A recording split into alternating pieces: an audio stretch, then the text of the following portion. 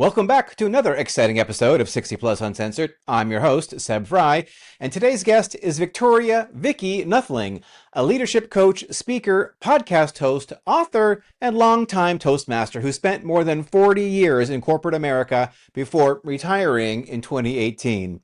In our interview, Vicki shares how retirement became less of an ending and more of a launchpad, giving her the freedom to help entrepreneurs, speakers, and everyday leaders communicate with more confidence, lead with heart, head, and hands, and finally, share the message they were meant to bring into the world.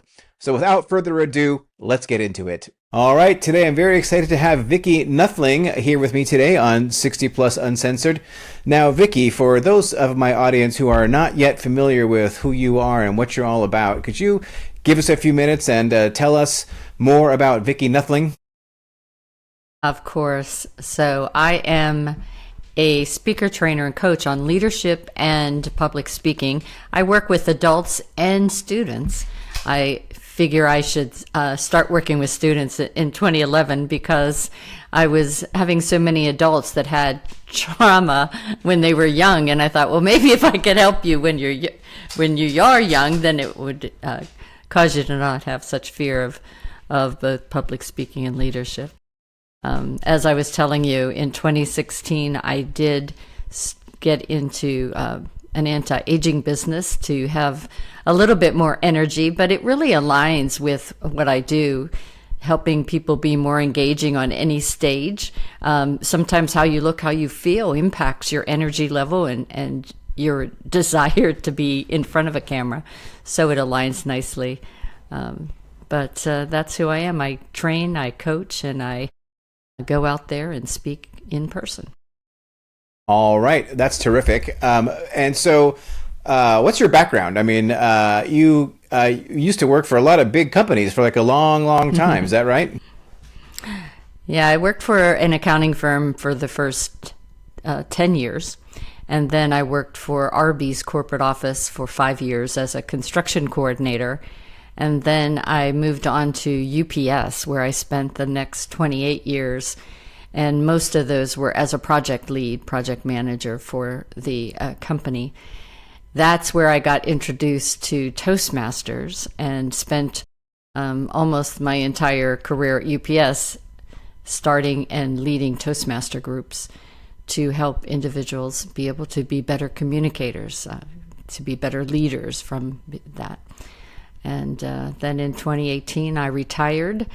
For 2 years, I decided to just play and have fun and realized that, and that just happened to align with COVID. And I saw that there was a need for mentors, for people to really help others with the skills that I had. So I put down my retirement t-shirt and picked up a entrepreneur t-shirt and have been living that life now for the last several years and love it. I think that it's a great option for anyone to try. Yeah, especially I encourage college kids, rather than flipping burgers, to become entrepreneurs and really understand what they're getting into in business and in leadership to be stronger in whatever they feel they choose. Well, that's very interesting that you mentioned that because just the other day I was listening to the Diary of a CEO podcast, and that guy had a guest on who was a former Google guy in AI, and they were basically saying that entrepreneurialism is basically the only thing people are going to have left of them within a few years, right? Because of the way that AI is just going to transform like the normal 9-to-5 job, right? Everyone's going to have to basically, fend for themselves, I guess, adapt, right, as an entrepreneur. And there's not going to be a lot of these, there'll still be like, there'll be plenty of jobs, obviously, but there's going to be big major changes to how people are going to become, successful, going forward. So that's really great that you are working with youth in that aspect. But you mentioned Toastmasters. You've been really big into Toastmasters, and my brother, he went to Toastmasters for a long time. I want to say 15 years, something like that. He went there for a while. And then I went to a Toastmasters meeting. When was that? Gee, it might have been right around December. It was in the wintertime anyway. And I went to one meeting, different. and I only went to the one meeting, and I would like to go to more meetings. It's kind of a small club. It was only like maybe 10 people there. So I don't know. Are they all I think none of them are very big, right? They're not more than like 20 or 30 No. people. So any club to start has to have 20 people members, but at a meeting with a club that size, you might have 6 to 10 people, which if somebody is trying to improve their public speaking, you need to practice. And so if you have too large of a group, you're not going to get that consistent ability to practice. I'm in 5 clubs, and one of the clubs I'm in is in California, and I'm in Georgia. So it is at 10 o'clock at night, goes for 2 hours. But we have 45, 48 people that are members, and we usually have about 18 to 20 attendees at the sessions. And it's really almost like a mastermind for speakers. But yeah, a lot of the clubs still are either hybrid or online only because you can have it more accessible. My Saturday club, we meet once a month in person because you do have to practice those skills of how do you deliver in person versus in this little box that we have as a Zoom or Riverside or whatever it might be. There are different ways to do. Those that just only meet in person tend to not have great eye contact on the camera. They tend to not really be able to gesture within this box and things like that. But then if you only do online and you get to be in person, you don't really know how to engage that audience in person, to move with purpose and all those things. And so that's why I teach both things. But Toastmasters has been tremendous in doing that. And I really watched Toastmasters grow as an organization. When I started, we had hard manuals to use to bring to all of our meetings, and now everything is a digital education LMS, and so you can do your preparing and things anywhere in the world at any time. And as I said, a lot of clubs are online, so I have a club that's in Europe that I just met with this morning at 6:30 in the morning, and it allows you to just get a different perspective from the audience.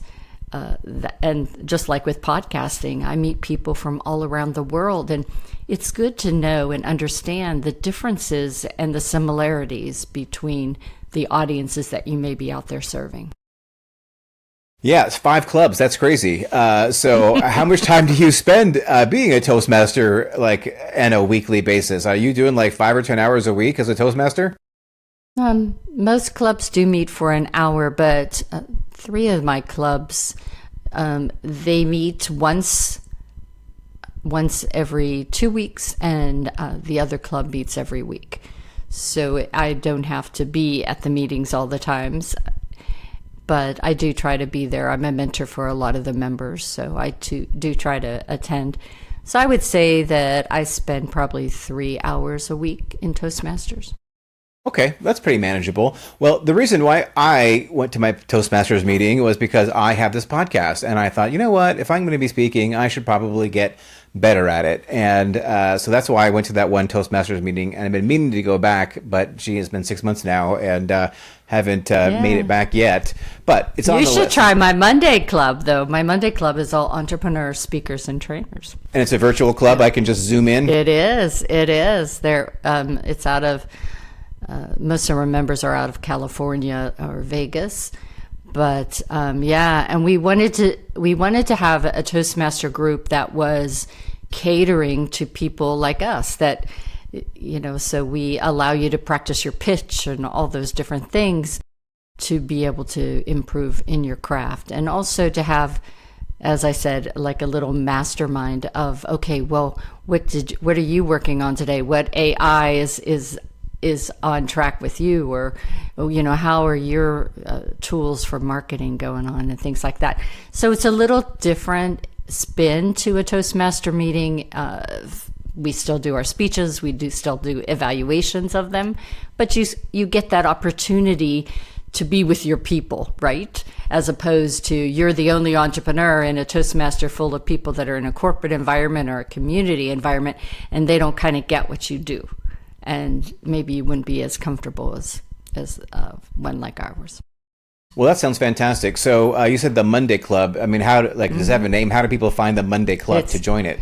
So it's Epic Speakers, and you can search Toastmasters.org, find a club, and search the name Epic Speakers.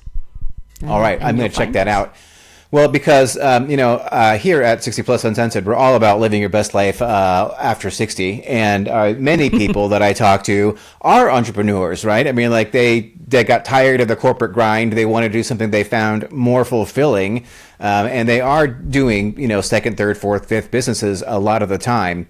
And I think that a lot of people would benefit from that. So how important, though, do you think it is actually to be good at speaking, to be a successful entrepreneur?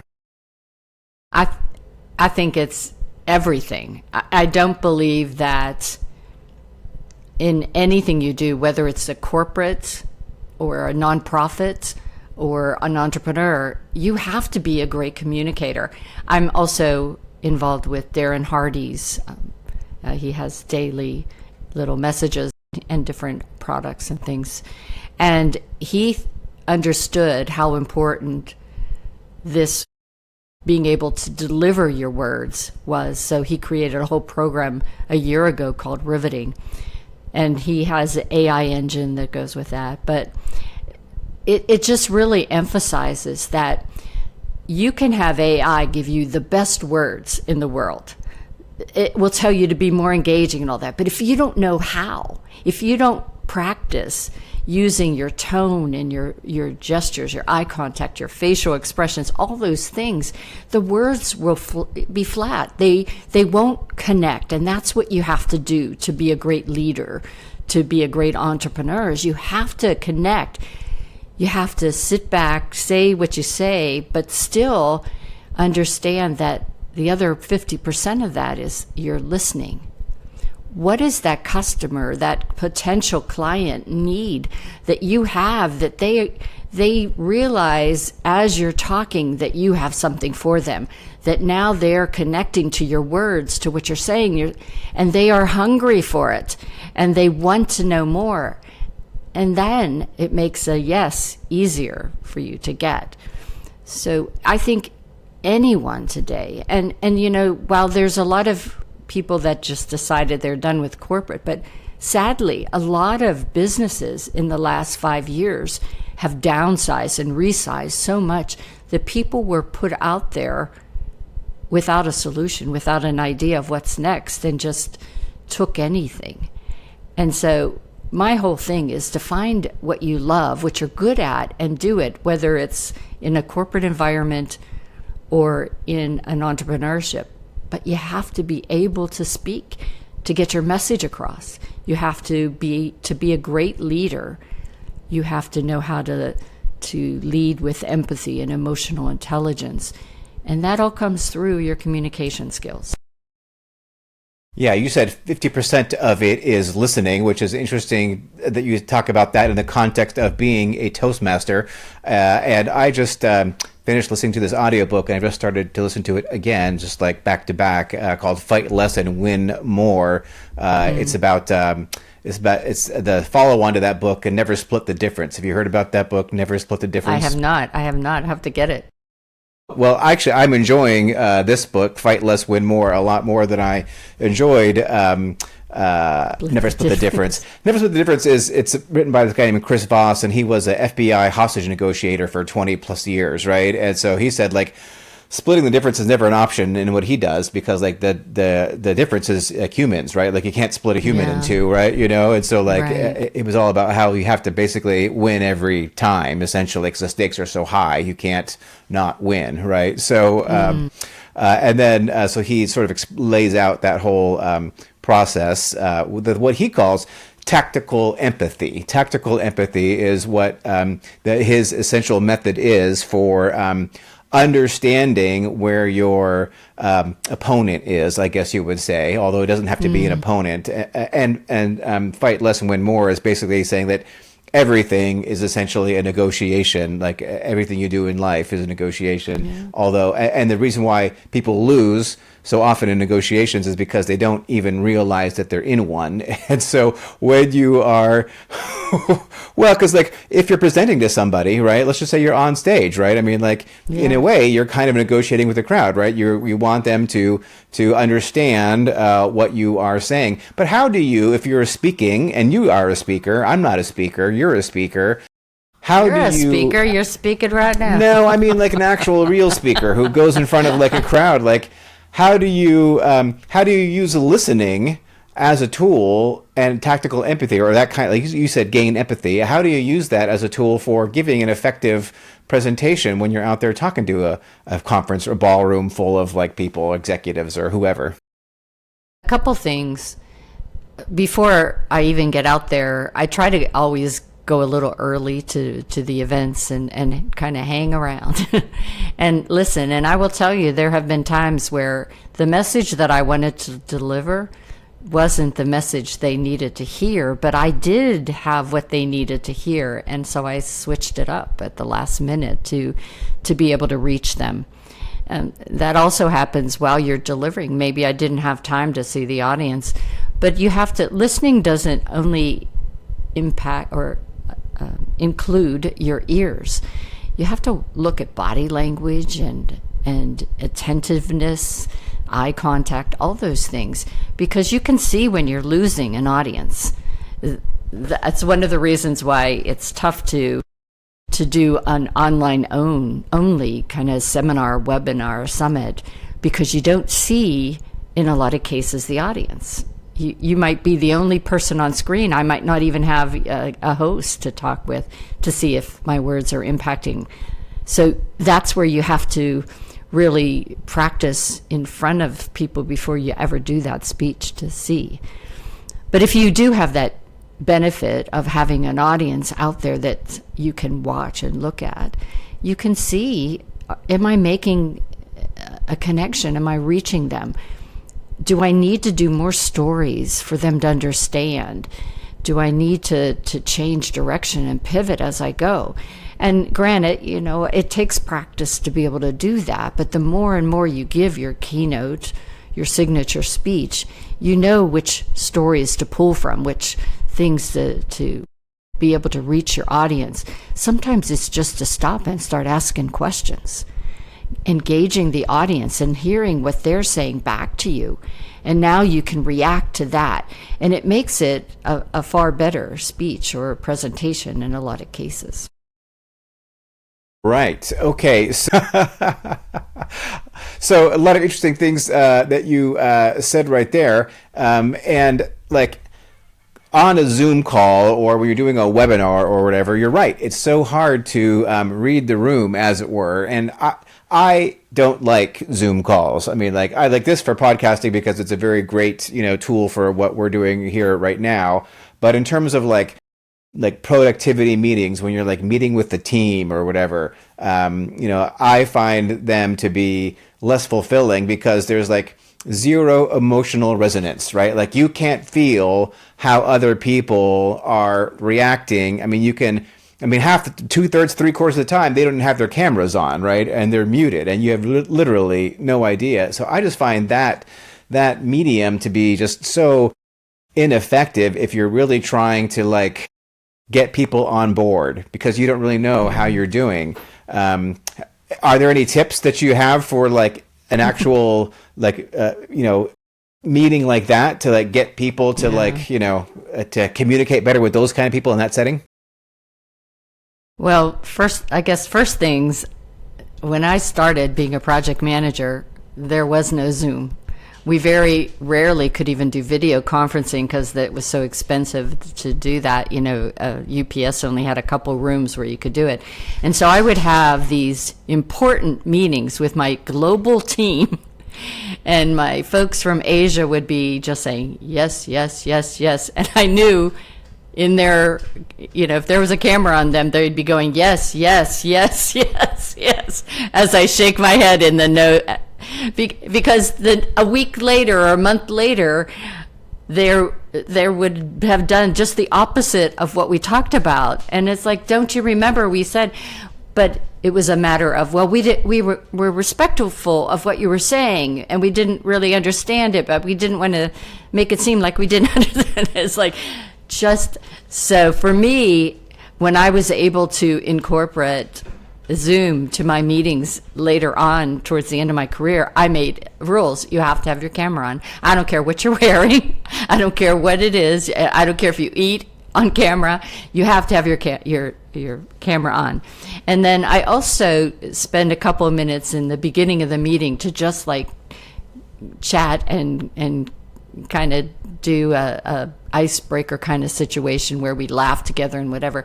And so people get a little bit more comfortable, especially if I know it's going to be come up a stressful area, because I want them to know that this is just like we're in your office sitting side by side, and you just have to share what you think, and if you were in person and you got angry or whatever, I want to see that. I want to see your reactions.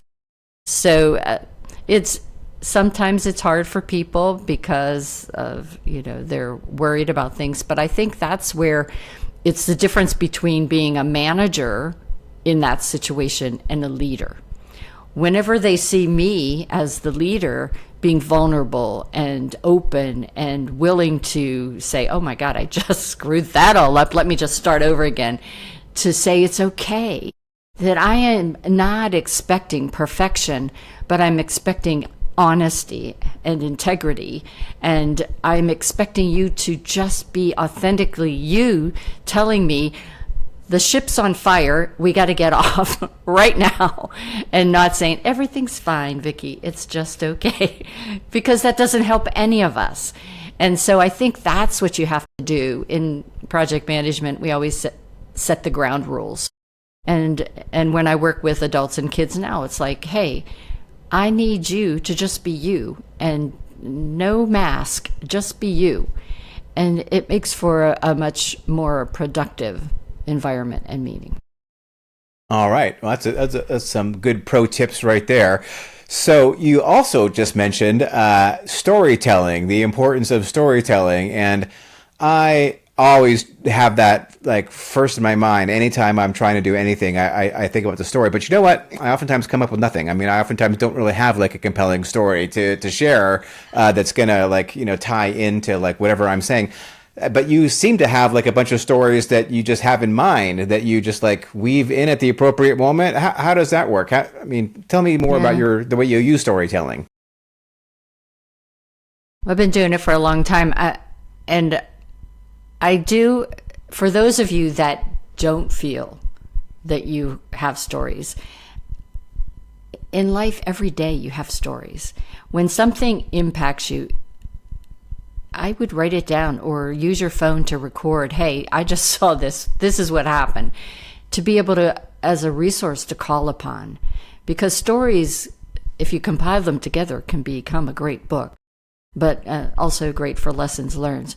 For me, if it's something that's impactful, it really, I think, just resonates with me.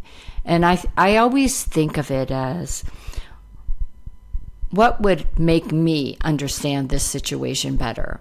One of the stories that I use to share with people how important that any pitch, any speech, any conversation that we have with another human being or a presentation to many human beings is just that. It's just a conversation. And so I share a story about a gentleman who was a young supervisor, just a month before had been promoted to supervisor, and in the infinite wisdom of UPS had decided to promote him again a month later to be a manager. More money, great, everything, but we had to go to manager school for 3 weeks to finalize the process. And in that 3 weeks, we had training and different things going on. Small teams would get up and present.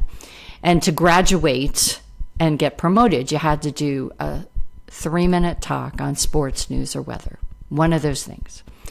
And 3 weeks are going by. And this kid, every time we had to present to the group, he's like, no, I can't do it.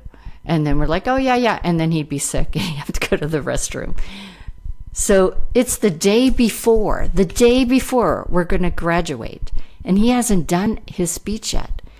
And as it were, you know, in the evenings we hung out together and there was a football game on. And so this kid is watching football. And I noticed that every time he shared individually, he had great ideas, great compassion.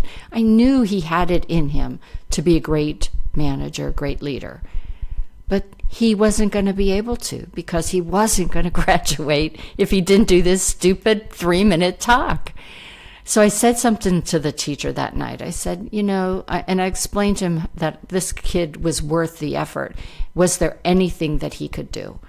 And so the next day, as we were just doing our networking in the morning, just kind of talking about all the things that happened in the game, the teacher went up to, we'll call him Matt, and it's like, Matt, did you see the game last night? And he's like, oh my God, it was so great. And he's talking about the plays, he's talking about the players that he loved, and he was energized, he was empathetic, he was even funny. And at the end of that, the teacher just looked at him and said, Matt, thank you. And that like blew my mind. I swear Matt got to be 5 inches taller. He was so surprised. He was so happy. It changed his life. It changed my life because I knew that I wanted to be that teacher. I wanted to be that mentor for people. And so Matt became a manager, and I became a better teacher.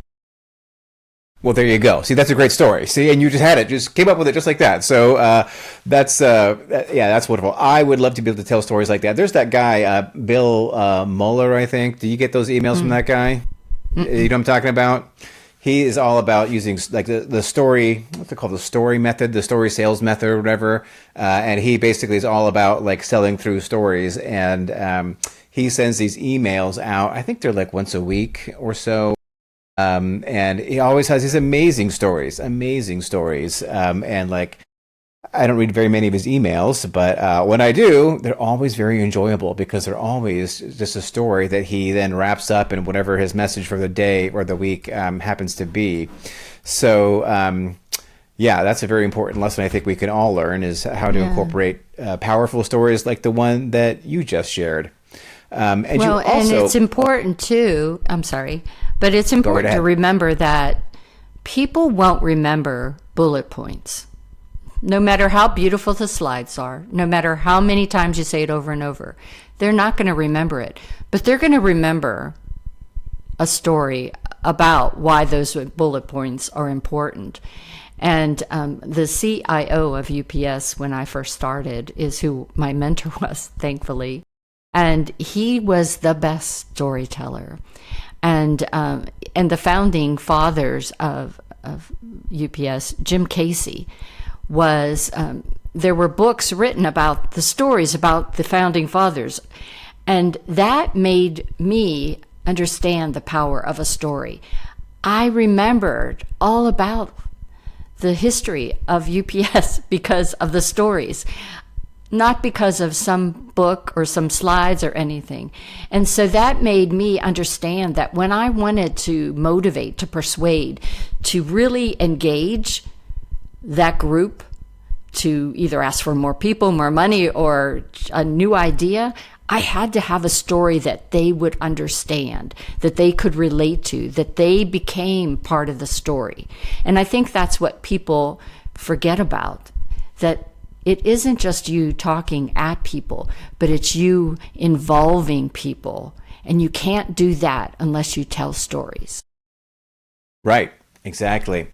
So yeah, storytelling is very important and something that I need to get better at. And you mentioned the slides. This is one of my bugaboos is that I see people making slides all the time or doing presentations, and there's like, you know, a paragraph of text on there. There's like, so the guy, and then the person's just reading the presentation to you, right? It's like, why are you doing this? You know, like when I make a presentation, I'll have like a title and usually an image and maybe one or two words, right? And then the rest of it, that's basically just like, it's supposed to like jog my memory to what I'm talking about. Right.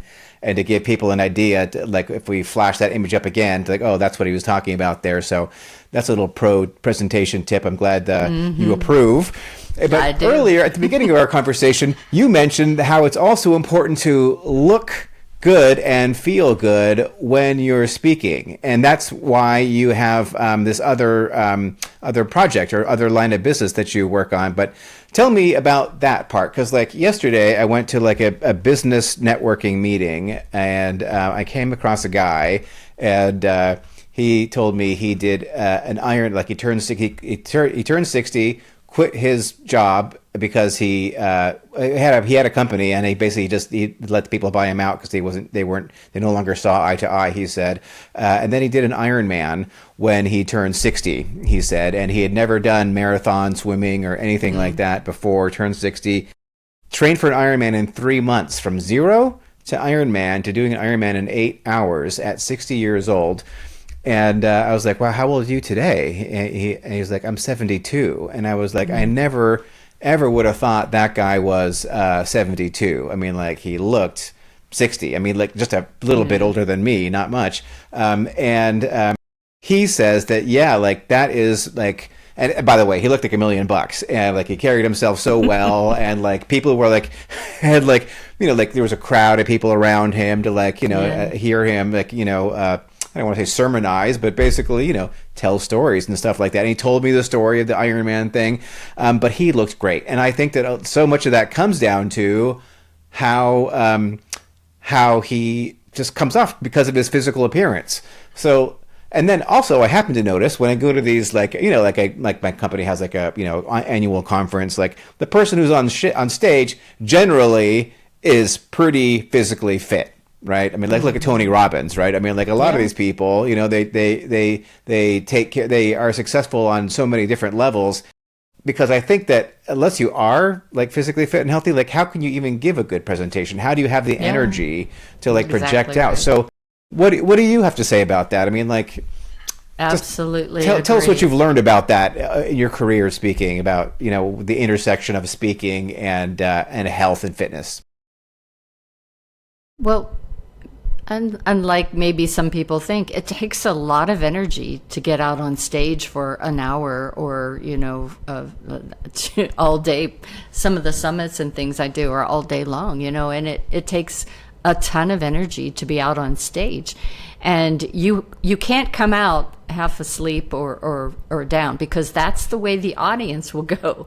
And especially if you're trying to sell them or persuade them on anything, you have to be upbeat and positive, and you can't if your health is not only your physical strength kind of things, it's your gut health, it's your mind, the health of your mind, and your ability to think on your feet quickly and react to things that sometimes go wrong. And if you're not feeling great, when things go wrong, it seems to just blossom and explode, right? But for me, in Neora, it has a lot of natural holistic things. One is a weight management system. So I wanted to lose the 30 pounds that I put on, and using the weight management system, I was able to do that. So now as you walk around and you're in that size that you were, you know, 4 sizes smaller, you are more comfortable and you are more confident. But that all affects all the other things that are hidden, those little hidden things like blood pressure and diabetes and all those things that you don't think about whenever you think about just looking good and feeling good. We have a EHT, which is designed by Princeton scientists for brain health. And I had a grandfather and a grandmother that both had Alzheimer's. And not saying that helps that, but for me, it's like anything that makes me have better brain focus, especially, you know, when I was going through menopause and all those things where brain fog is a true thing, that all helps. And youth factor, again, gets your food that you put in, make sure that it goes through to the different parts of your body and you just don't excrete it out. So those are all things. I'm 69 and I totally don't feel that I'm almost 70, and definitely am happy to be all the chasing after my grandsons that are 10 and 6 right now. But, I think it is about confidence. It is about thinking about, is this, how do I want the quality of my life to be in my later years? And I, saw enough of my relatives that the quality of their life was not great. And I do not want to be that way. As I was telling you, I have a grandson that's coming in October. And so I have to be there to help support those early morning feedings and walking them like there's no tomorrow to help them fall asleep. And all of that takes time and effort. So it's, what is your priority? What is keeping you from doing the things that you want to do that scare you, and making sure that you can do it in a way that is healthy and allows you to have the life that you want. The theme for Neora is look better, feel better, live better. And I'm all about all that. Yeah, you certainly are. I mean, like you don't look 69 years old or 70 years old. I mean, I don't want to say how old. I mean, I don't know how old you look, but you look very healthy. you look youthful. You seem vibrant. So, how does Neora help you do all those things, or how does Neora help anyone do all those things? Like, what are the key tenets of? Yeah. Is it a program? What is it exactly? So I will say, if the thing that got me going into the program was their night cream, which is the only product that they had when they started. Now it's 15 years ago. But I used the night cream for 3 months, and I saw 10 years go away from my face. So that was sold me right there. Since then, and I've been using their products for 10 years now. So since then, they've increased the amount of offerings they have. So they have night and day cream. They have various creams and things that you can put on. The firm is used to eliminate cellulite. But the thing I think that they've recently introduced is they have a filler that works like Botox, but without all the bad things that Botox has. So there's no freezing of your face or anything like that. It's just a couple drops on your face. It covers the entire face and eliminates lines and dark circles and things like that. But the other thing I think that's more impactful for the way you feel are the supplements, and that's the weight management that I was talking about, and the EHT and youth factor. Those things really, and I'll tell you that we have energy and sleep chews. I'm allergic to caffeine, so I can't do any of those jolty things or whatnot. And our energy chews, I just had one a little bit ago. They give you energy without that looking like you're crazy, hyper, or whatever. And it's done in a way that there's 1% caffeine, which I can tolerate. And then the night chew, you take a chew, they're little squares like Starburst. You do one of those, and about 10 or 15 minutes later, you're like, I could go to sleep. And I sleep 8 hours. And so, but the good thing is, like, if I was watching that little baby, I could get up in the middle of the night and be alert and fine. So it's not like one of those sleep aids that makes you just feel so groggy whenever you get up and can't function. So all of those things are clean and holistic, and they work, and that's what makes a difference for me. Well, sign me up. The last 2 nights I've gotten 5 hours of sleep each night, and like anything, like my average is like 6.5 hours of sleep, which is not enough. My target is 7.5 hours of sleep. And when on the rare occasion I get 7.5, I feel great. I just feel like roar, like everything is better. The sun is brighter, the birds chirp a little louder, and when I get 5 hours, especially like 2 nights in a row, like I'm now, right? I'm like running on like half a tank of gas. I mean, thank God for caffeine, because I'm not allergic to caffeine. I take caffeine copiously, right? And that's the only way that I can. Yeah, but it's not good for you. It dehydrates you. Well, I drink a lot of water So, too. I'm very cognizant of how much water I drink because I know how important that is. But it's not. I mean, ideally, you wouldn't really use. I mean, this No. caffeine is fine. I think my wife and I go back and forth like, is caffeine bad for you or not? And I think it's not. I don't think it's all that good for you. Although there are a lot of antioxidants in coffee itself, but the caffeine that's a different question. But It's just how much do you have to take to, Well, it's you not- can yeah, still I have mean, your like- coffee in the morning but if you I usually need it just to have two function- cups. I usually just have two cups in the morning now, but like yesterday I was super tired. I had like a gigantic iced tea, right? So I had 24 ounces of iced tea, unsweetened, Yeah, I of know. course. After that, to keep going. So, I'm interested Yeah. because like the sleep thing, like I'm on like that's my holy grail in life at this point is how to get a good night's sleep. And sometimes I'm just too busy. Like last night, I was up till 11 basically working, right? I mean, I'm going away on a trip, and so I have a bunch of things I need to I can't put off, right?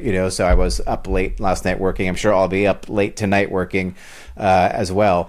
But that's just how it is. But a lot of times I can go to bed at 9:30, but oftentimes I go to bed at 9:30. I wake up at 3:30 or whatever after 6 hours, and like I just it's terrible. It's a pain in my existence. So for me, about 3 years ago, I decided I wanted to see if I could improve my customer-facing service because I do so much online, and especially after COVID and such. So I went to Burlington store, and they have great clothes and designer clothes. So that's the other perk for me to be able to get a discount on those clothes. But they promoted me after a year to be the closing manager. And that same year, the corporate office decided our store should stay open till 12. So I have to close out all the registers, and therefore I don't get home till 1-ish. Wow. And then the next day I have to be, doing this and different things. I try not to have too many meetings that are at 10 o'clock or 9 o'clock in the morning, so I get my 7 hours. But in those rare occasions, like on Fridays, whenever I have to do a 6:30 a.m. call with Europe, I have to do my energy chew and make it through fine, and nobody knows that I only had a few hours sleep. Those days will be soon ending with the new baby coming. I gave them my notice, and so I won't be doing that anymore, so I can get back to my usual 8 hours or 9 hours of sleep. But I guess the thing is that life happens, and you need to be able to manage it well and not have to have that caffeine or whatnot, because there, as I said, there are good things about caffeine, and then there are not so good things about it, and it's all about how much you use and how much you take. I have friends that do 5 or 6 cups of coffee a day, and that's not so good. But Right. Yes, that's not so good. Everything in moderation, as they say. Well, tell me more about your speaking. So you say you're a speaker and a trainer and a coach. So, who do you speak to, and how do you find speaking gigs? Are you like a part of the National Speakers Association, or where do you get hooked up with these speaking gigs? I have not joined them yet. I'm actually, through doing all my podcasting, I get asked to speak at various places. And there are certain entrepreneur groups out there now that help you find speaking gigs as well, speaking engagement groups, if you will. PR firms also can help you get some engagement. But I said most of the speaking I do is either through LinkedIn or word of mouth, people that have seen me speak on other podcasts and asked me to speak for them. I will be joining, I was in, for 3 years, I was part of the chamber. And you can get speaking gigs with chamber. And then I got so busy that I couldn't make their meetings, so I stopped spending $400 a year to be not at their meetings. But that's another great way to get local stuff. A lot of my stuff is in other countries as well as in the U.S. The thing that I also, through Toastmasters too, especially since I was in district leadership and then through the region advisor, I speak for Toastmaster organizations. Anytime you have any stage, you should take it, no matter where. My church I speak at, and women's groups. So you just look and put your name out there. And as I said, there are different groups that you can join that will help you find locations. But you do have to fill out applications for a lot of these organizations. You mentioned about having a conference, and so various conferences are looking for speakers. And if what you speak about, I speak about not only public speaking, my keynote for that is it's just a conversation. But the other one is leading with the heart, the head, and the hands. And I truly believe that leadership in the 21st century has to change to be more of an empathetic, emotionally intelligent leader, especially in the age of AI. I think that, as I mentioned earlier, it's not just the words, but it's how you deliver those words that make an impact. And how you lead people where they want to stay and they want to give their all to you and the organization and the mission. It all comes down to how do you lead. And so when you do things like that, I'll be doing actually some more articles coming up in the next 6 months as I have more time, since I'm not working at Burlington anymore. And that's another way to get known and seen, is to build your credibility. Write a book also helps with that, or just I'm in 6 books, but those are the anthologies, or doing a chapter for a book, and so those are just some ways. Wow. So do you have like several like standard themes that you sort of like adapt to the occasion? Like how many like things do you normally talk about? You have like 3 main things or like 30 main things that you No, it's about five different areas that I speak on, because I do spend some time talking about my anti-aging business. And another keynote that I have is about the fact that the words you say are maybe worse weapons than a gun sometimes, if you will. A lot of our trauma that we have today comes from our parents and those that are closest to us, because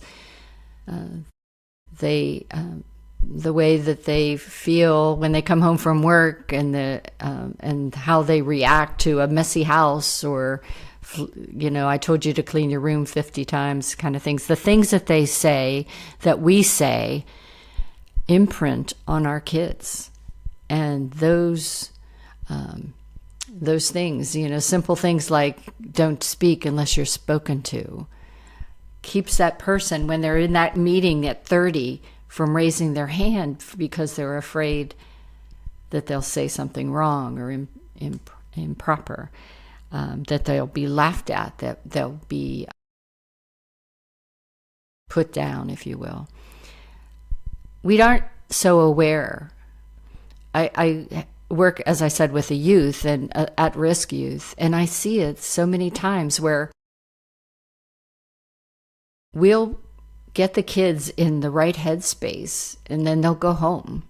And the next day or the next week, when they come back, they're back where they were, because their parents didn't really continue on that positive mindset. So now we work with the parents as well as the kids in the nonprofit that I work with, so that we can try to change that. But one of the psychologists in that segment, in that group, shares a lesson with the parents, and it's one that hopefully your audience appreciates as much as I did. But she had a parent take a paper plate and a tube of blue toothpaste. And she told her story of her life. She's a Puerto Rican, born, moved to the U.S. to Brooklyn. And, New York is kind of tough. Well, this girl, she was kind of innovative and creative, but she, from her culture, it was expected. She was just didn't need to go to college. She just was going to get married, have kids, and do that. And she, all through school, was the one that raised her hand and questioned and challenged. And so her teachers were telling her, stop it, hush, just sit down, stay quiet.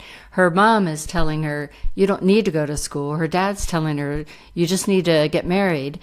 And all these things. And so as she's telling this story, the woman, the psychologist, asked the dad to just put a dot every time you heard something that was negative, that was downplaying, that demeaning, that kept you from being positive. And after about 10 minutes of her sharing her story, which went on and on, there were dots all over this paper plate. And so she simply said to the dad, now put them back. And he looked at her and he said, pardon me? How can I put them back? And she said, that's exactly my point. The words that you say, you can never take back. That they are on that person forever. They will always remember what you said. It was a tremendous lesson, because next time you want to yell at your kid or your spouse, you need to think about those words and the toothpaste and the paper plate, because you can't take it back. Yeah, I just did a podcast episode with Danielle Burnock, and she coaches people on overcoming childhood trauma. And so she said, oh, I had a lot of childhood trauma. And I was like, well, do you mind if I ask what kind of childhood trauma you had? And she said, emotional neglect. Like, she wasn't actually like physically abused, that she disclosed anyway.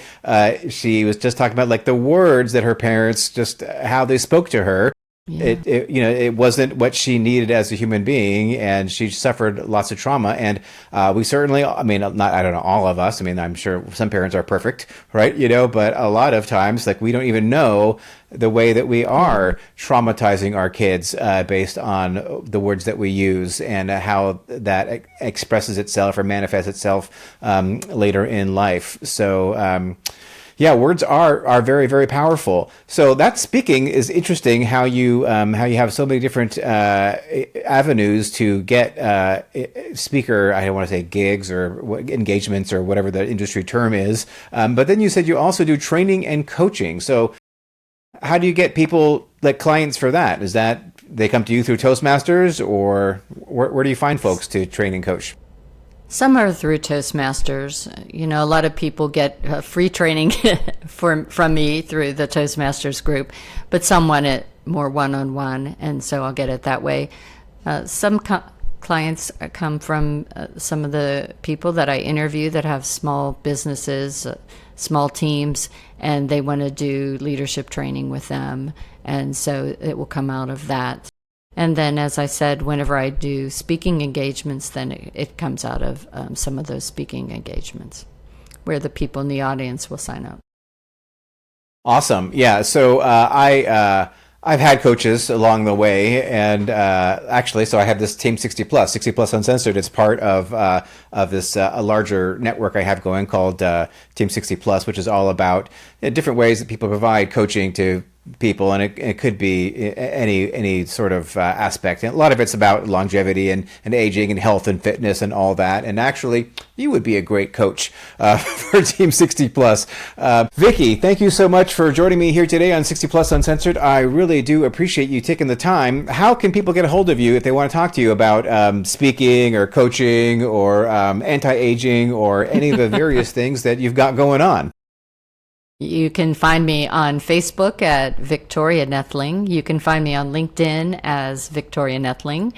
You can also go to my YouTube channel, Vicki Noethling, or you can go to findyourleadershipconfidence.com website. There you can just connect with me there or be a guest on my podcast, watch my podcast.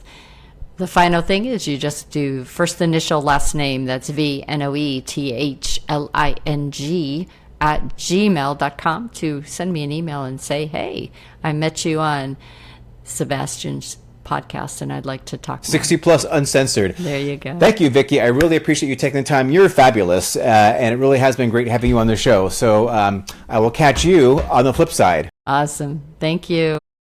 All right, that's a wrap for this episode of 60 Plus Uncensored. Huge thanks to Vicki Noethling for setting the tone with such honesty and insight. And if you like this episode, do me a favor, hit that subscribe button, leave a review, and share it with someone you know who needs to hear it. Oh, and by the way, if you know someone out there over 60 like Vicky who's still doing big things, living boldly, working with purpose, or aging on their own terms, I would love to hear from you. Reach out at team60plus.com or join the conversation at 60 Plus Living on Facebook. I'm Seb Fry, and this is 60 Plus Uncensored, because as we're learning, life after 60 isn't the end, it's just getting good. Subscribe now.